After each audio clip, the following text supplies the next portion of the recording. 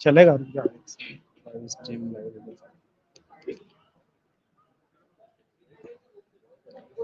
प्रदेश की राजधानी जहां एक ओर भोपाल है तो वहीं आर्थिक राजधानी इंदौर को कहा जाता है, तो धार्मिक राजधानी धर्मनगरी उज्जैन को। ऐसे में धर्मनगरी उज्जैन में प्रत्येक तीज त्योहार बड़े ही हर्ष उल्लास के साथ मनाए जाते हैं।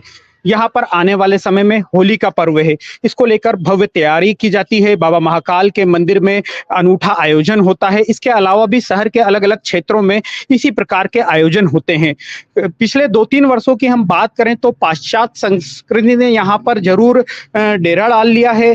ऐसे कई क्लब हैं या उद्यान हैं जहाँ पर जो क्लब के लोग हैं वे अश्लीलता फैलाते हैं या होली उत्सव के नाम पर एंट्री फीस लेते हैं या इस प्रकार के आयोजन करते हैं।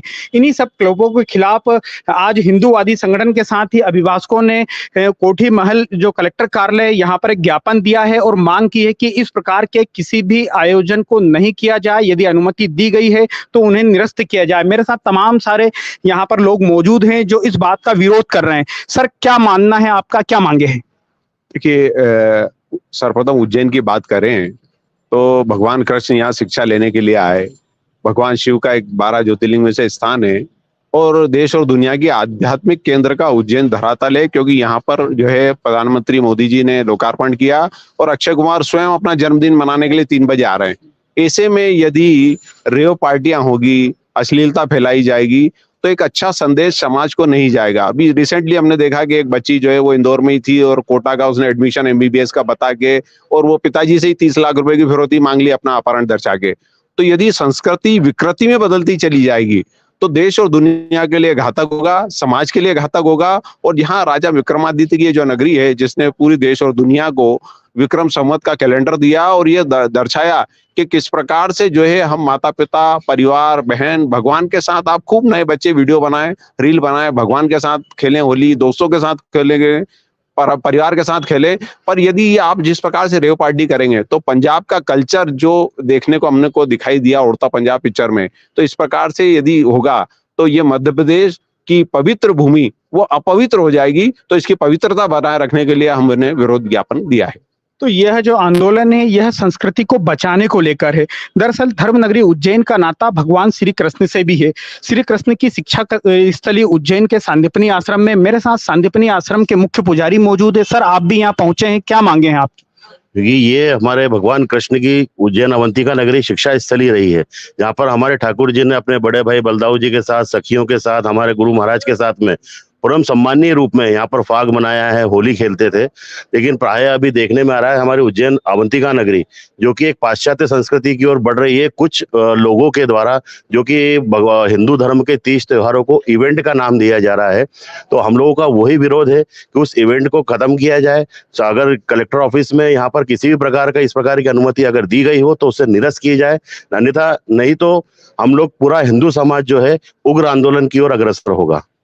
पुजारी जी का साफ कहना है कि होली उत्सव जरूर मनाया जाए परंतु धर्म संस्कृति को भी ध्यान रखा जाए। सर, आपका क्या मानना है? ये जो भी यहाँ पर ये पार्टी वगैरह हो रही है ये होना नहीं चाहिए, क्योंकि एक धार्मिक स्थान है। ये पूरे विश्व में एक नई पहचान से लेके वर्तमान, भविष्य, भूत लगातार यहाँ से एक अच्छा मैसेज जा रहा है धर्म के लिए। अगर इस प्रकार का मैसेज जाएगा कि यहाँ पर ये कार्य हो रहा है तो लोगों का आंख बंद जो हो रहा है धर्म के प्रति आस्था वो टूटती जाएगी। निश्चित तौर पर आक्रोश साफ दिखाई दे रहा है। ऐसे में चेतावनी भी दी गई है। चेतावनी यह कि इतने सब के बावजूद भी यदि इस प्रकार के कार्यक्रम होते हैं तो उग्र आंदोलन होगा। किस प्रकार की आप कार्रवाई करेंगे यदि इस प्रकार की फुहड़ता दिखाई दी तो?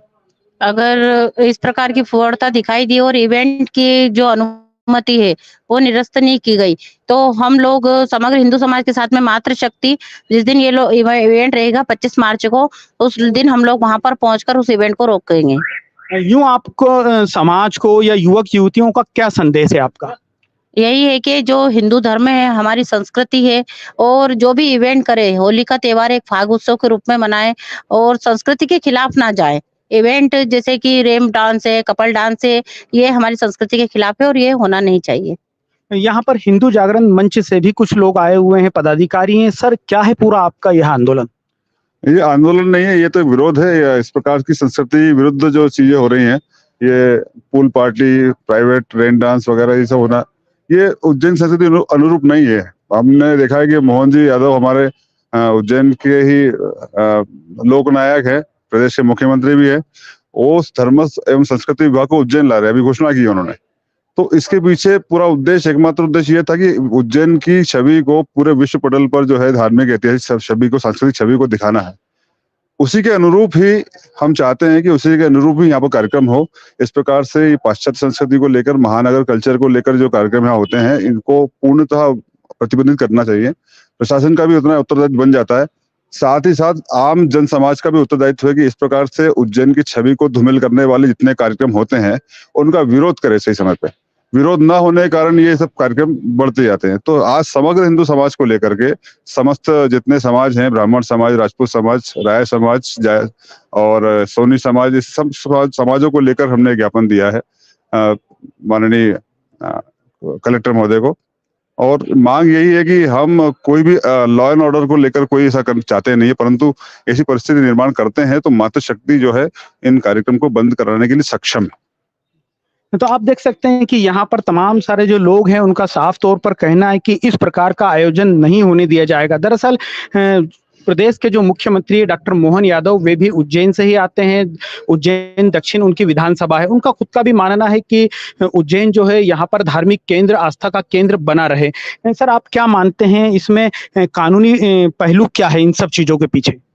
देखिए, क्या अश्लीलता और फुहड़ता फैलाना, ये इंडियन पेनल कोड में इसको पनिशेबल बताया है।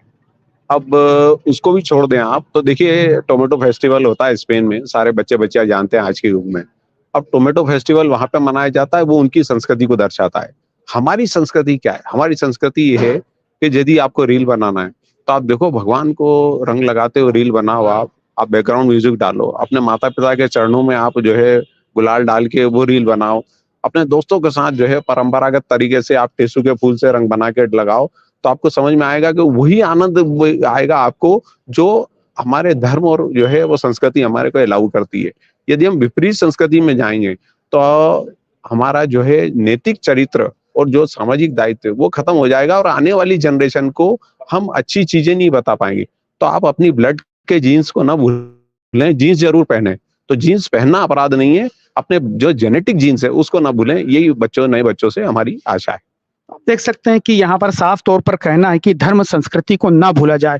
सर, क्या मानते हैं, आज आप यहाँ आए हैं, ज्ञापन दिया है, विरोध जताया है? क्या है, सगले हम सब समाज के अध्यक्ष और सब नागरिक यहाँ इकट्ठे हुए हैं। जो आज हमारी संस्कृति के ऊपर आघात हो रहा है, जो कि कहीं होली के नाम से बिजनेस चले जा रहे हैं, तो ये बिजनेस नगरी ना हो, इसके हम विरोध में यहाँ खड़े हुए हैं। क्योंकि क्या है, अब एक तरफ हम राजा विक्रमादित्य का 9 वर्ष का कार्यक्रम कर रहे हैं और सब नगर में खूब उल्लास रहता है। हमारे मुख्यमंत्री जी 1 महीने का पूरा कार्यक्रम चल रहा है और उसमें अगर ऐसे कार्यक्रम आएंगे तो ये हम क्या मैसेज देंगे नगर को और पूरे देश को कि भाई हम कहाँ जा रहे हैं, हम पाश्चात्य संस्कृति की तरफ जा रहे हैं।